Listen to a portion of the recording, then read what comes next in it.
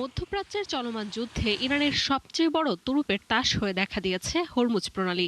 সরু এই জলপথ বন্ধ করে যুদ্ধে এখন পর্যন্ত একচেটিয়া আধিপত্য দেখাচ্ছে দেশটি, যার ফলে স্থবির হয়ে পড়ে বৈশ্বিক সরবরাহ ব্যবস্থা।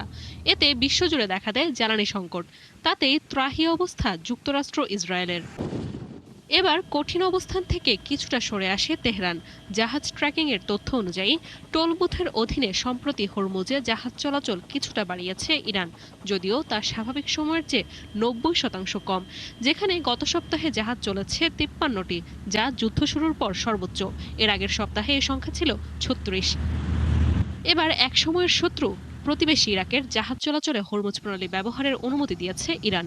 এক বিবৃতিতে সামরিক কমান্ড জানায়, মার্কিন দখলদারিত্বের ক্ষতচিহ্ন বহন করে এমন একটি জাতির সার্বভৌমত্বের প্রতি শ্রদ্ধাশীল তেহরান। তাই হরমুজ ব্যবহারে ইরাকি জাহাজকে বাধা দেবে না তারা।